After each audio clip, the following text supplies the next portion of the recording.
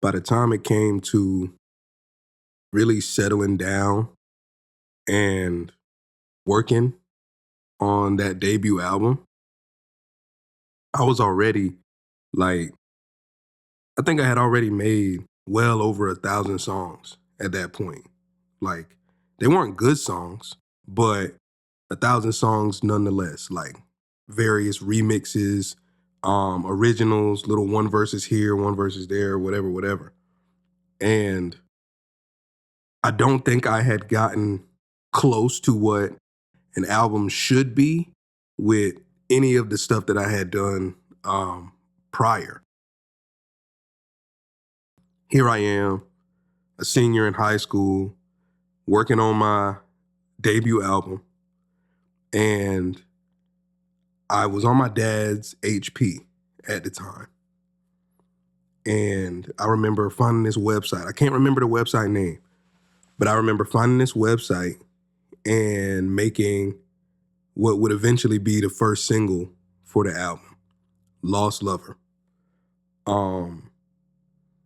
That beat, when I first made it, because I had tried to produce beats before, but I had never liked my own production. I didn't really know what I was doing. Like I said, I was like between 13 and 17 doing all of this.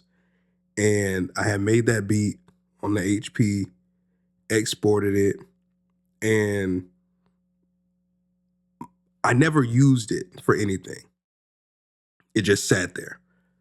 And my dad ended up getting me a MacBook for Christmas and a USB mic and an M Audio USB keyboard. So I'm at that point, I'm just thinking like, okay, now I can record all the time, like well. I don't have to use, the T-Pain app and my headphone mic and stuff. I can really do this. So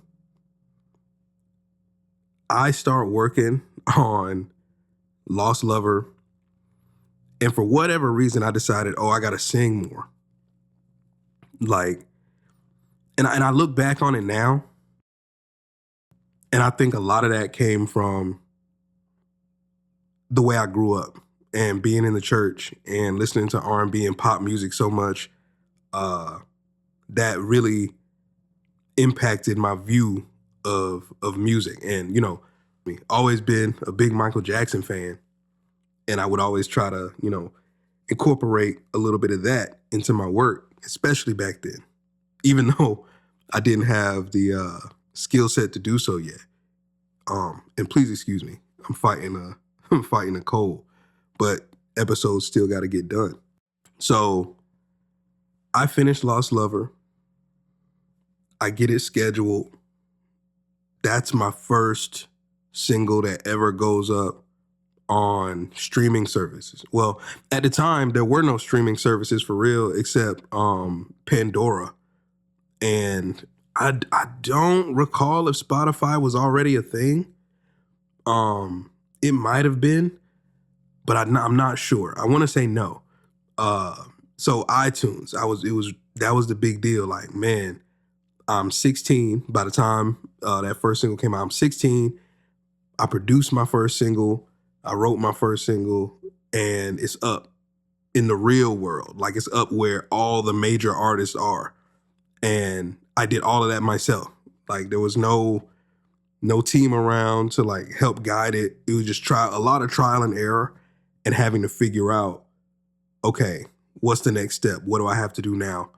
And thankfully,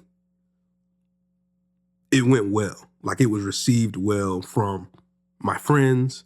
There was no commercial success or anything like that. I think it sold maybe five copies on iTunes. Might have sold one on the Android store at that time, but I doubt it. So I go back to working. I'm thinking, man, I'm really doing this. My first album has to be great. Fast forward a little bit, we end up having a house fire. And it started in the laundry room, and my room is shares a connecting wall with the laundry room. And my computer and my hard drive was on that wall as it was burning up. So we're all getting out of the house, and my mom sends me back in to get the fireproof box. And I still mess with her today. I'm like, hey, you ever think about how you sent your only son into a burning house to get a fireproof box? And she's like, oh, whatever, Cameron, let it go. And I'm just like, I'm just saying. But when I was in there and I went to get that fireproof box, I had a split moment where I thought, oh no, all of my music stuff. And I ran in there. I slipped from the ash and soot on the hardwood floor, and the fireproof box landed on my chest. But I was good. And I ran to my room, looked in there, and it was too late. The smoke was coming up under there. I couldn't get over there to safely get my hard drive and stuff. I was like, the computer, no big deal. But if I lose my hard drive, that's all my songs, all my work. So thankfully, after the fire was put out and everything, none of my stuff was burnt up too bad. Like I lost all of my clothes. They had to take those, and then I just, at that point, it was just like start a new wardrobe. But my dad ended up finding this guy because my computer crashed. Like after that, it was over. So my hard drive, my little portable hard drive crashed, and my MacBook crashed. So my dad found this guy, and he was able to go in and recover all of it and put it on this real big, like DC outlet external drive. It was huge. And now I can fit that same exact drive in my pocket. But I was able to get all my stuff back, and then I started working on the album again. But we had to move to my granddad's house for a little bit. After we moved to my granddad's house, me and my sisters were sharing a room. And I would just, take whatever opportunities I could to record in my granddad's closet. Unfortunately, my granddad did not have internet. So my dad had to go and get this little hotspot. And I was trying to, still, mind you, I'm a senior in high school. So I'm still trying to do my schoolwork. I'm still trying to get my college work done because I was dual enrolled. I'm still trying to get all of my responsibilities taken care of. But I still wanted to get this album done by graduation. So I'm trying to figure out how can I do this without inconveniencing everybody else? Because I want to record late into the night. I'm doing whatever I can. And I start going to the McDonald's down the street. I was in that McDonald's every afternoon after I got out of class just to use the free Wi-Fi. I was emailing producers. I was, trying to get blog interviews. I was doing everything that I could. I was editing songs in there. I even recorded a song in the back corner of that McDonald's. I can't remember which song it was. It's gone now because I don't have access to that hard drive anymore because it crashed again, and I lost everything from like all of my project files before 2019. They're all gone. So 2008, 2009 to 2019, that whole first decade is just gone. But I did it. I did manage to finish the album. And then I decided, okay, I need to put out another single. Because back then, I'm trying to mirror what the mainstream is doing. So I dropped Don't Trust Them.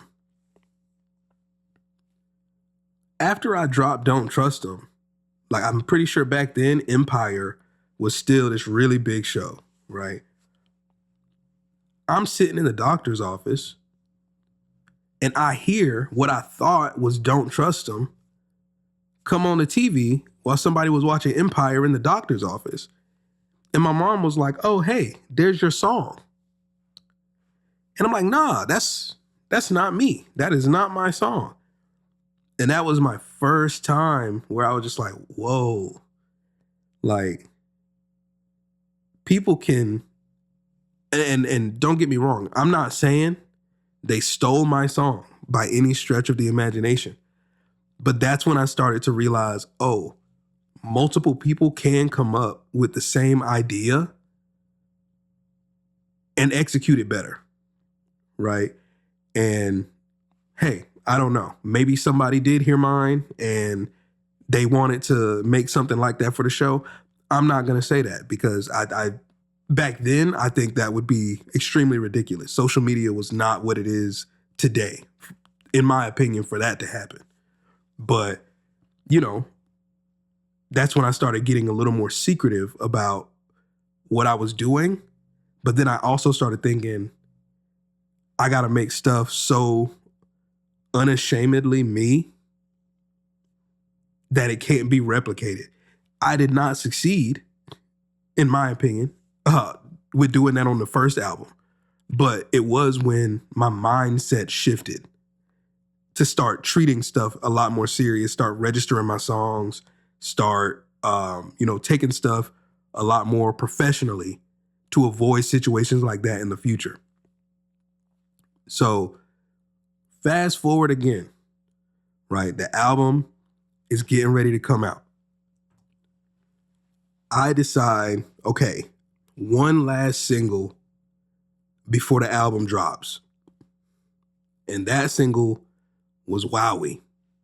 If you don't know about Wowie, you can go back and listen to it, but I promise you it's nothing like the stuff that I make now.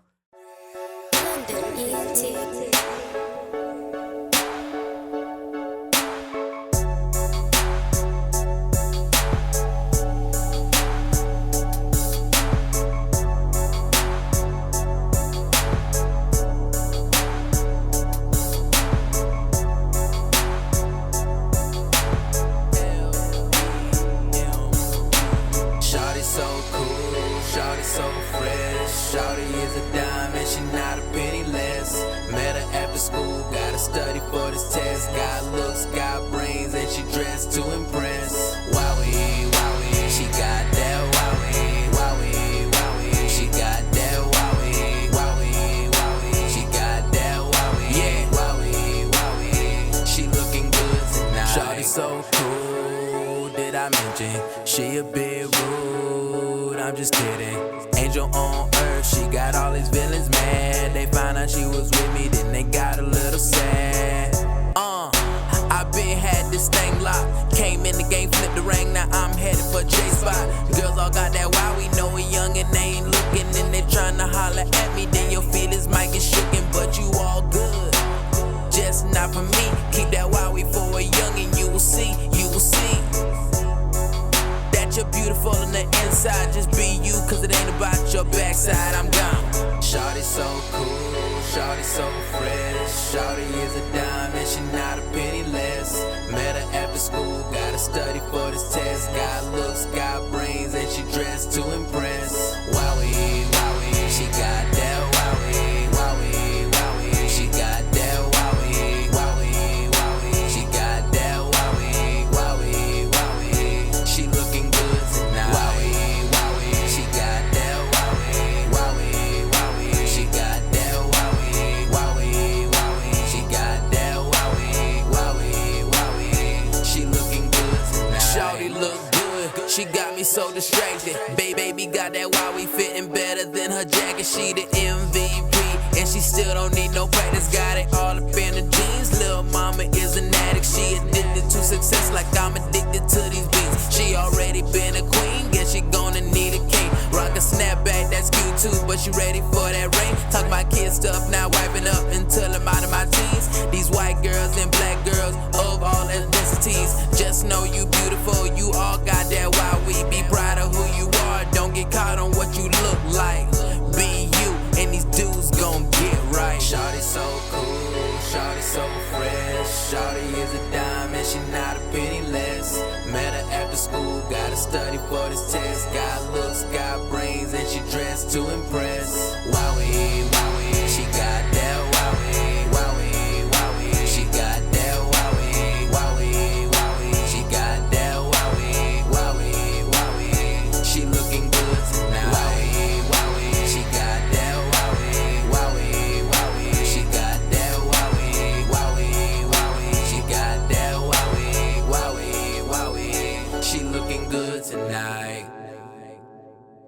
that was me trying to make a radio song because, again, back then, it was a lot of, okay, you got to have a radio hit. You got to have a radio hit. You got to have some deeper cuts for the album. Mind you, I'm a little teenager trying to figure all of this out with no real direction. I'm just like reading interviews and looking at documentaries and listening to the radio and just like soaking in as much knowledge as I could to try and, build this album to what I thought an album was supposed to be at that time. So while we drops, and I start a radio campaign at my high school, and I'm like, okay, I want this song on the radio before this album comes out. Like that's in my head. I'm like, that's when I start to make it. That's when I start to, all eyes on me type scenario. So I had my cousins, my girlfriend at the time, my classmates, my friends, everybody was calling the radio station, Coast 97.3. Everybody was calling them to the point where I'm at the mall with my cousin Ronald. And he says he heard it on the radio when he was in the car. My girlfriend at the time, she calls me and tells me there were so many people calling that they just started answering for like, yeah, we know, we looking for it. So we was getting on their nerves, right? Hindsight, probably shouldn't have done that. But in the moment, I was like, nah, if I'm aggravating them and all these people are calling, they got to put it on eventually because people, you got to give the people what they want. So I miss it because while all of this is happening, I'm trying to go in the mall, get some clothes. I got to do a photo shoot. I'm trying to get the cover art for the album done. I'm trying to do all of this. I lose my wallet in the mall.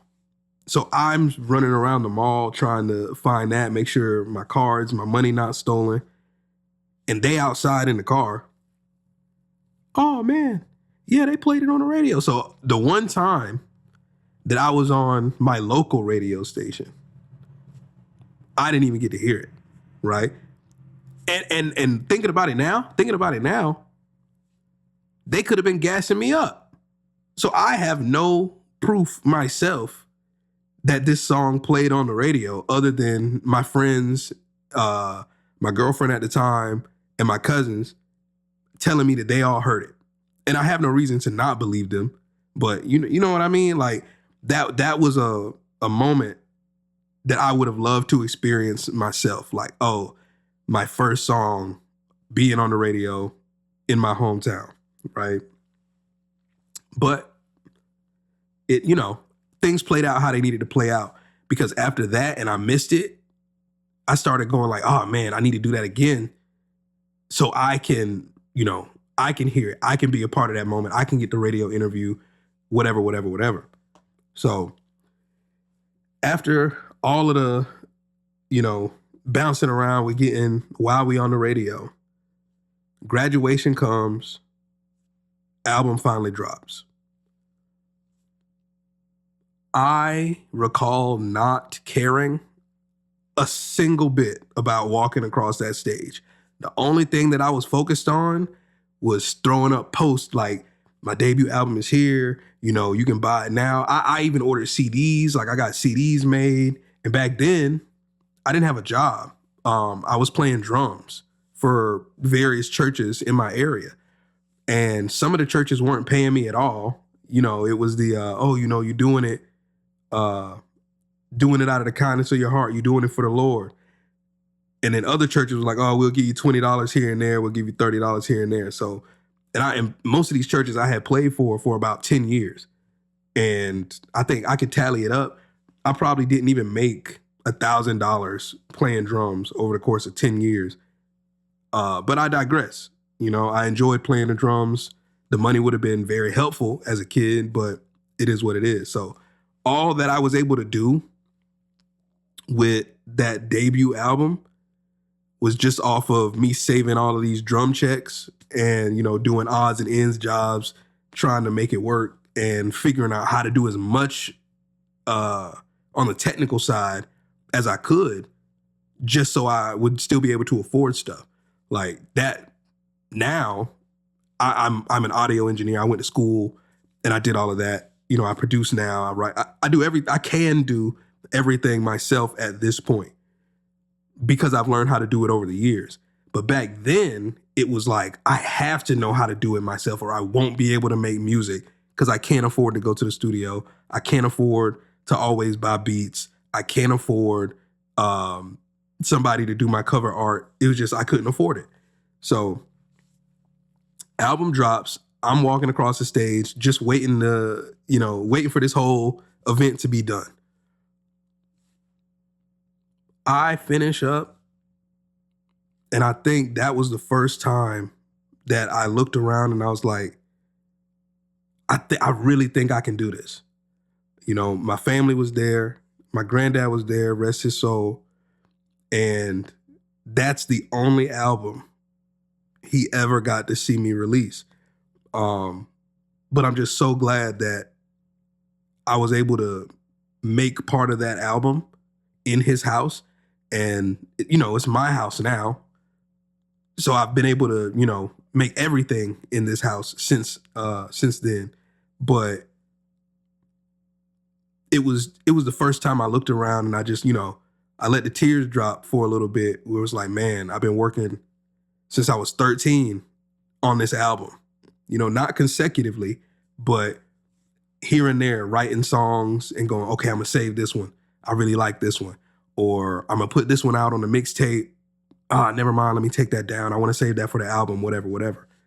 And all of that, it was just such a beautiful experience.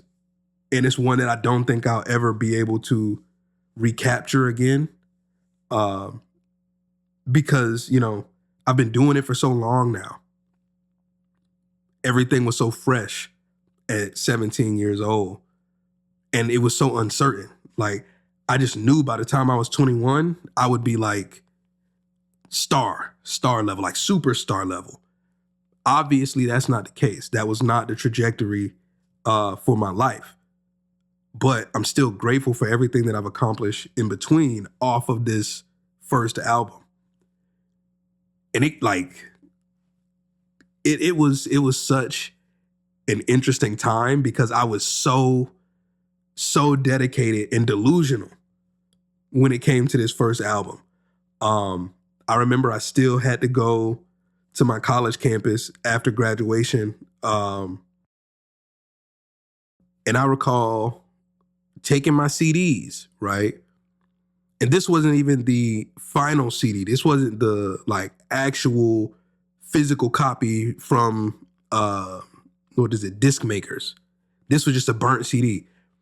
I saw the Coast 97.3 truck at my college campus. Slid the CD through the window.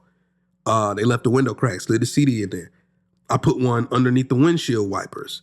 I left CDs at their little table that they would. I was everywhere. So much so, like, I even remember going to Best Buy, Target. I didn't do it at Walmart, but I did go to Best Buy and Target. And I took some CDs in. I held them up under my shirt and I walked in and I started putting them on the CD shelves. Best Buy, I didn't get caught. So they could have thrown them away. Somebody could have bought them. Who knows? I didn't stick around to see what happened to them. But Target, I remember walking back by and seeing some of the managers like, oh, which CD is this? Where did this come from? And them seeing them scan it and not be able to tell where it came from. So I ended up working at that same Target later, but I'm sure they just threw a clearance sticker on it and threw it in the back or whatever. I don't think they left it on the CD shelf. But like I said, delusional. I was willing to do whatever it took when it came to this album. When I was in Best Buy, putting those out, that's actually where I met Diero Quincy. He was in there with his mom, and he was looking for his first music equipment and stuff as well. So our relationship has been over a decade at this point of, not just being collaborators musically, but that's one of my brothers when it comes to all of this art stuff, all my business stuff, and just, life in general. We've been able to build and maintain that relationship ever since I was, 17. I'll be 30 in September. So that just goes to show, like, so much of where I am now was built off of the foundation that Farther Than I Ever Go created.